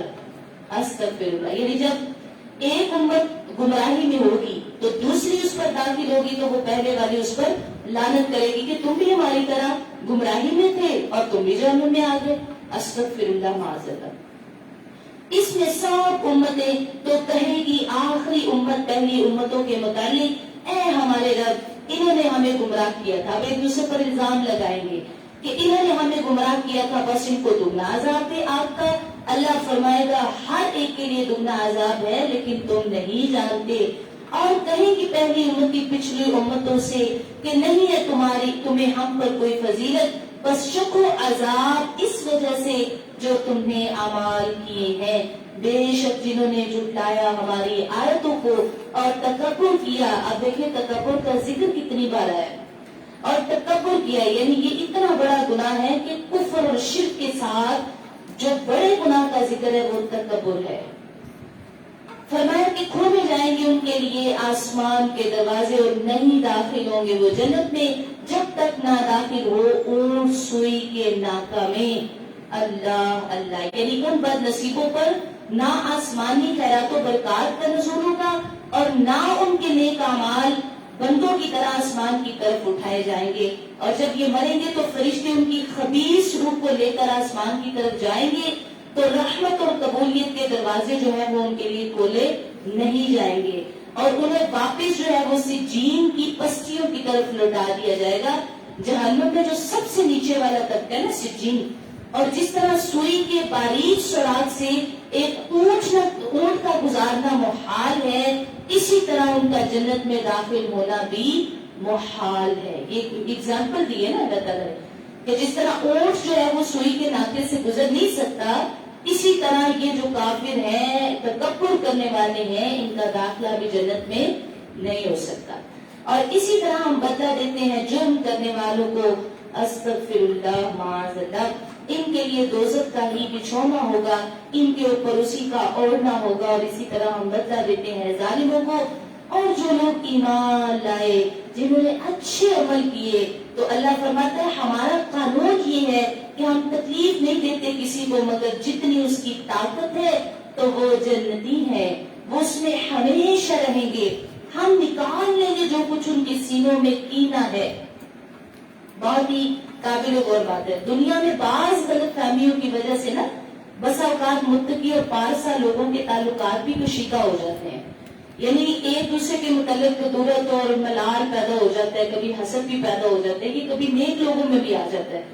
تو یہ مخالفت اور باہمی جو رنجشیں ہیں نا، اللہ تعالیٰ فرماتے ہیں قیامت کے دن جب نیک لوگوں کو جنت میں داخل ہونے کا حکم دیا جائے گا نا، تو سب سے پہلے ان کے دلوں سے وہ جو ملال اور کدورت اور بغض ہوگا وہ ختم کر کے ان کو جنت میں داخل کیا جائے گا. سبحان اللہ.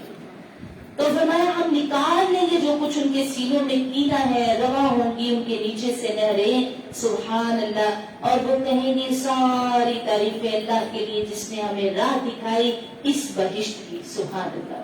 یعنی وہ ساری تعریفیں اللہ کے لیے جس نے ہمیں جنت کی تیاری کرنے کی بھی توفیق دی. اور ہم ہدایت یافتہ نہیں ہو سکتے تھے اگر ہمیں ہدایت نہ دیتا اللہ تعالیٰ. بے شک ایسے یہ بے شک آئے ہمارے رب کے رسول حق کے ساتھ، اور ان خوش نصیبوں کو آواز دی جائے گی کہ یہی وہ جنت ہے جس کے تمہیں وارث بنایا گیا ہے تمہارے اچھے اعمال کی وجہ سے. سبحان اللہ. اور آواز دیں گے جنتی دوزخیوں کو کہ بے شک ہم نے پا لیا جو وعدہ فرمایا تھا ہم سے ہمارے رب نے، ہم نے اس کو سچا پا لیا ہے. تو کیا تم نے بھی وہ وعدہ پا لیا ہے جو تم سے کیا گیا تھا؟ اب یہ آپس میں جنتیوں اور دوزخیوں کی گفتگو ہو رہی ہے کہ جنتی کہیں گے جو ہم سے اللہ نے وعدہ کیا تھا وہ تو سچا ہو گیا، بتاؤ جو تم سے وعدہ کیا گیا وہ بھی سچا ہوا؟ تو وہ کہیں گے ہاں نعم ہاں. فَأَذَّنَ مُؤَذِّنٌ بَيْنَهُمْ. تو پھر اعلان کرے گا ایک اعلان کرنے والا ان کے درمیان. اور کیا اعلان ہوگا کہ لعنت ہو اللہ کی ظالموں پر جو روکتے ہیں اللہ کے راستے سے اور چاہتے ہیں کہ وہ اسے ٹیڑھا کر دیں اور وہ آخرت کا انکار کرتے ہیں. اور ان دونوں جنت اور دوزخ کے درمیان ایک پردہ ہے. وَعَلَى الْأَعْرَافِ. اب یہ وہ آیت ہے جس میں میں نے بتایا تھا کہ جس کی وجہ سے اس سورت کا نام سورہ اعراف رکھا گیا. اور ان دونوں جنت اور دوزخ کے درمیان ایک پردہ ہے. اور اعراف پر کچھ مرد ہوں گے جو پہچانتے ہوں گے سب کو ان کی علامت سے، اور وہ آوازیں دیں گے جنتیوں کو کہ تم پر سلامتی ہو، اور ابھی جنت میں داخل نہیں ہوئے ہوں گے اور وہ جنت میں داخل ہونے کے خواہش مند ہوں گے. اچھا، اسی حجاب کو سورہ حدید میں بھی جو ہے نا وہ دیوار سے تعبیر کیا گیا ہے. یعنی کہا گیا کہ وہ ایک دیوار نما ہوگا. یہاں تو نا کہ ایک مقام ہوگا، ایک پردہ ہوگا. تو سورہ حدید میں کہا گیا کہ یہ ایک دیوار ہوگی جو جنت اور دوزخ کے درمیان ہوگی. اچھا، اس کی جو تفصیلات ہے مدعا یہ ہے کہ اہل جنت اور دوزخ میں ایک ایسا پردہ حائل ہے جو دوزخ کی آنچ، یعنی دوزخ کی آنچ کو جنت تک اور جنت کی روح پرور اثرات کو دوزخ تک نہیں پہنچنے دیتا. وہ دونوں کے درمیان ایک پردے کی صورت میں ہے. ٹھیک ہے. اور اعراف کا جو لغوی معنی ہے نا وہ ہوتا ہے بلند جگہ پر. ٹھیک ہے. اس مناسبت سے وہ ایک بلند جگہ پر ہوں گے جن کے نیکیاں اور گناہ دونوں برابر ہوں گے. یعنی ابھی وہ جنت میں بھی نہیں گئے اور ابھی وہ دوزخ میں بھی نہیں گئے، لیکن وہ خواہش مند ہیں کہ وہ کہاں جائیں؟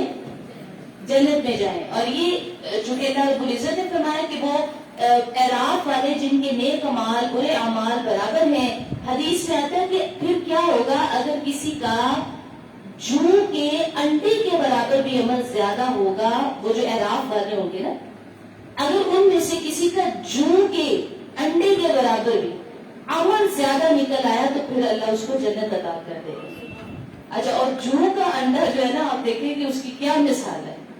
اور فرمایا یعنی اس کا حدیث میں آتا ہے کہ اس کا مطلب یہ ہے جیسے چھوٹی چھوٹی نیکیاں بعض اوقات ہم ایسی سبحان اللہ کہہ دیا تو ہو سکتا ہے کہ ہم معاذ اللہ مقام اعراف پر ہے تو ہم نے زندگی میں کبھی سفر کرتے، کبھی درس سنتے، کبھی اٹھتے بیٹھتے ہم نے یوں ہی سبحان اللہ الحمدللہ کہا، اور ہو سکتا ہے کہ وہ ایک سبحان اللہ پھر ہمیں مقام اعراف سے جنت میں لے جائے. اس لیے چھوٹی چھوٹی نیکیوں کی جو ویلیو ہے نا وہ بہت زیادہ ہے. کہ آپ چھوٹے چھوٹے کام یعنی دوران سفر آپ کیا کر رہے ہیں؟ آپ سبحان اللہ کہتے رہے. اگر آپ ہو سکتا ہے کہ ایک دفعہ کا سبحان اللہ کہنا آپ کو جنت میں لے جانے کا باعث بن جائے. اس لیے آپ جب یہاں بیٹھ کر لیکچر سن رہے ہوتے ہیں تو آپ تو سن رہے ہوتے ہیں تو آپ ہر بات پہ یوں ہی سبحان اللہ سبحان اللہ سبحان اللہ سبحان اللہ یہ آپ کہتے رہا کریں. ٹھیک ہے، تاکہ وہ جو ہمارا وہ مقام اعراف کے بعد والا سفر ہے نا وہ اللہ تعالیٰ ان چھوٹی چھوٹی نیکیوں سے آسان کر دے. کسی کو کھجور کا آدھا ٹکڑا بھی دینا بعض کا جہنم سے بچا لیتا ہے. کہ آپ نے کسی کو کھجور کا اگر ٹکڑا دیا تو وہ بھی باعث بن سکتا ہے کہ آپ جنت سے محفوظ ہو گئے. اور صحابہ نے پوچھا نا کہ سرکار اتنا اجر ہے افطار کروانے کا تو ہمارے پاس اتنے وسائل نہیں. آپ نے فرمایا افطاری کا مطلب یہ نہیں ہوتا کہ تم بہت سارے کھانے کھلاؤ. اگر تم ایک کھجور اور ایک پانی کا گلاس بھی پلا سکتے ہو تو وہ بھی اتنا ہی اجر رکھتا ہے کہ افطار کروانے والے کو اللہ تعالیٰ بے حساب نعمتیں عطا کرتا ہے. تو وہ ایک کھجور کا ٹکڑا ہی کیوں نہ ہو وہ بھی اس حکم میں داخل ہے. اور یہ روایت اب کم ہو گئی, اسے ہمیں کرنا چاہیے کہ اس پر ہمیں عمل رکھنا چاہیے. فرمایا کہ وہ کیا کریں گے کہ جنتیوں کو کہ سلامتی ہو تم پر اور ابھی جنت میں داخل نہیں ہوئے ہوں گے اور وہ جنت میں داخل ہونے کے خواہش مند ہوں گے. سبحان اللہ. آپ بتائیں کہ وہ ابھی جنت میں داخل ہونے کے خواہش مند ہوں گے اور جب پھیری جائے گی ان کی نگاہیں دوزخیوں کی طرف تو وہ کہیں گے اے ہمارے رب لا تجعلنا مع القوم الظالمین. اچھا اعراف والے جب دوزخیوں کو دیکھیں گے نا تو پھر یہ کہیں گے اے اللہ ہمیں ان کے ساتھ نہ کرنا, ہمیں ان کے ساتھ داخل نہ فرمانا. اور پکاریں گے اعراف والے ان لوگوں کو جنہیں وہ پہچانتے ہوں گے ان کی علامتوں سے, انہیں کہیں گے نہ فائدہ پہنچایا تمہیں تمہارے دوستوں نے اور نہ اس ساز و سامان نے جس کی وجہ سے تم غرور کیا کرتے تھے. اے سرکشو کیا یہ جنتی وہی نہیں ہے جن کے متعلق تم قسمیں اٹھایا کرتے تھے کہ نہیں عطا کرے گا انہیں اللہ اپنی رحمت سے؟ دیکھو انہیں تو حکم مل گیا ہے کہ وہ جنت میں داخل ہو گئے, یعنی داخل ہو جاؤ جنت میں, نہیں کوئی خوف تم پر اور نہ ہی تم غمگین ہوگے. اور آوازیں دیں گے دوزخی جنتیوں کو کہ انڈیلو ہم پر کچھ پانی, جو کچھ دیا ہے تمہیں اللہ نے. تو جنتی کہیں گے اللہ نے تو حرام کر دیا ہے یہ دونوں چیزیں کافروں پر. آپ دیکھیں جب گناہوں کی کثرت ہو جائے نا تو پانی پلانے کو لازم کر لیں گے. بتایا گیا کہ جو جہنمی ہے نا وہ پانی مانگیں گے جنتیوں سے. تو اس کا مطلب اس آیت میں اس بات کی دلیل ہے کہ پانی پلانا ایک افضل اعمال میں سے ہے. پانی پلانا افضل اعمال میں سے ہے. یعنی حضرت ابن عباس سے پوچھا گیا کہ کون سے اعمال افضل ہیں تو انہوں نے کہا پانی پلانا. اس لیے کیا آپ نے جہنمیوں کو نہیں دیکھا کہ جب وہ اہل جنت سے فریاد کریں گے تو کیا کہیں گے ان افیدوا علینا من الماء, کہ ہمیں پانی پلاؤ.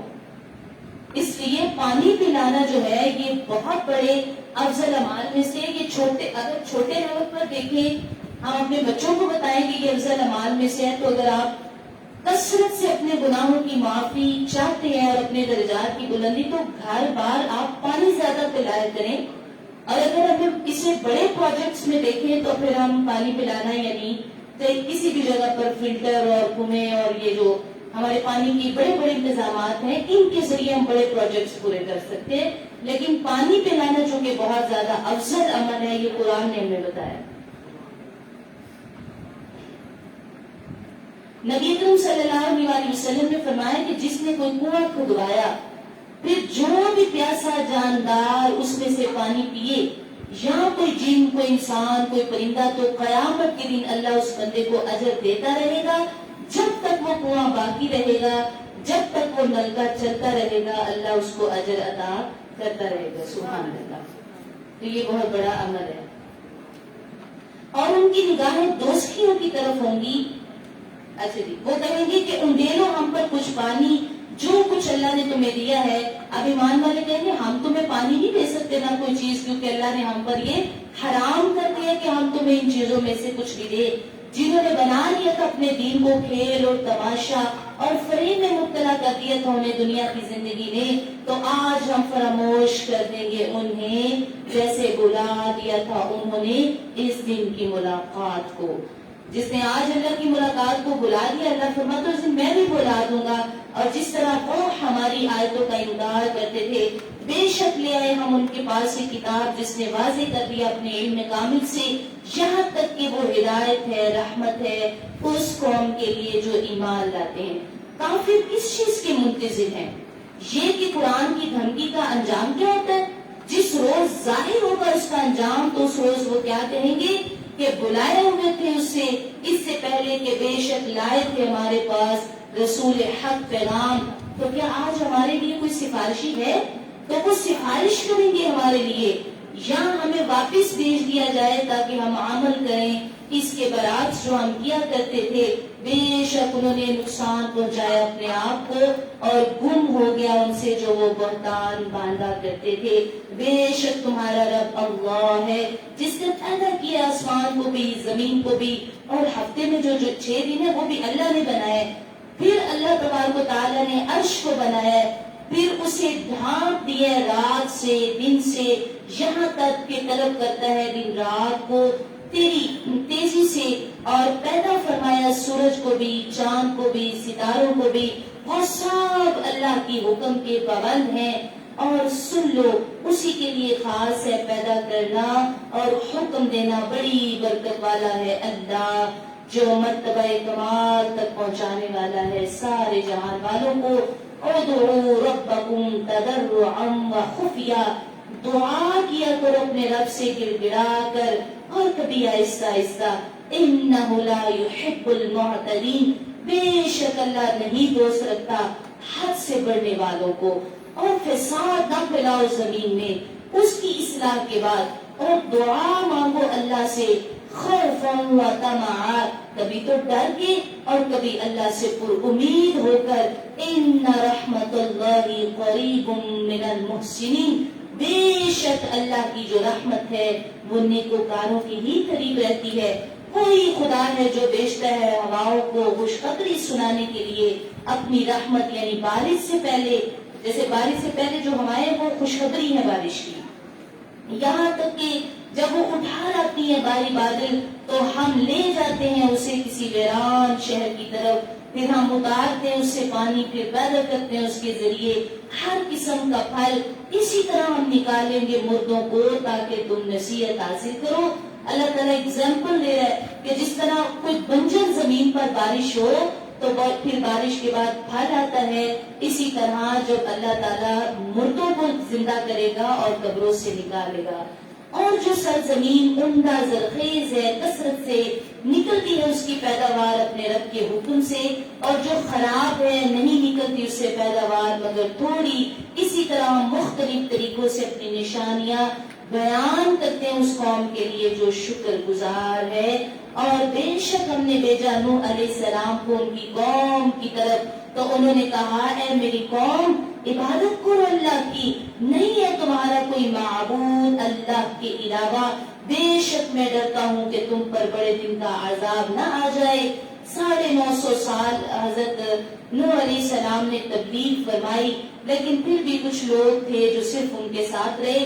ان کی قوم کے سرداروں نے کہا اے نوح ہم تو تمہیں کھلی گمراہی میں دیکھتے ہیں، استغفر اللہ۔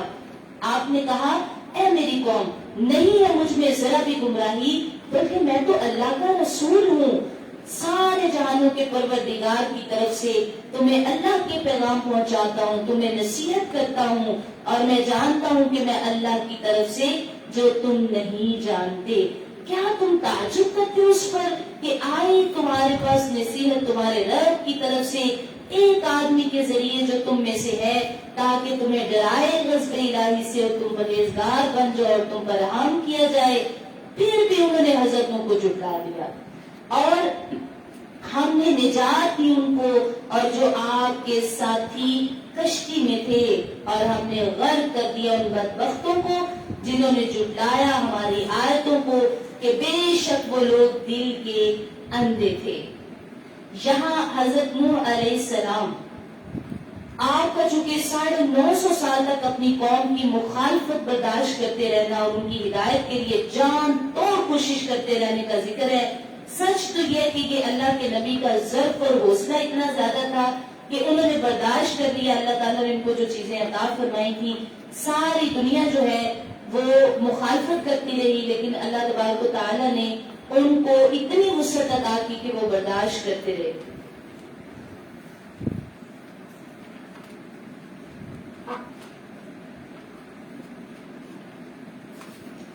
جب نوح علیہ السلام کی عمر جو ہے وہ 600 برس کی ہوئی تو دوسرے مہینے کی 17ویں تاریخ کو اسی دن بڑے سمندر کے سب جتنے بھی بند تھے وہ ٹوٹ گئے اور آسمان کی کھڑکیاں کھل گئیں اور 40 دن اور 40 رات زمین پر پانی ہی پانی رہا، یعنی وہ جیسے جھڑی کی صورت میں یہ ایک تفسیر میں لکھا ہوا ہے کہ اس طریقے سے ان پر یہ عذاب آیا تھا، اور اس میں آپ کو پہلے ہی بتا دیا گیا کہ آپ ایک کشتی بنا لیجئے جس پر جو لوگ آپ کے ساتھ سوار ہوں گے اللہ تعالیٰ ان کو جو ہے وہ آپ کے ساتھ نجات عطا کر دے گا۔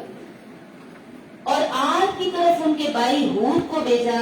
اچھا یہ سارا چونکہ اقوام کا ذکر ہے،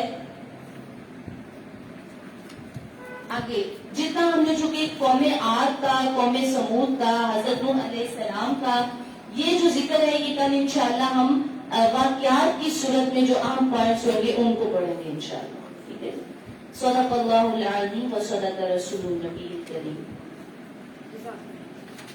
چونکہ آگے اقوام کا ذکر ڈیٹیل میں ہے تو ہم انہیں ٹرانسلیشن کی بجائے جو عام پوائنٹس ہوں گے ان کی صورت میں پڑھیں گے تاکہ آپ کو وہ آسانی ہو جائے گی سننے میں۔ جی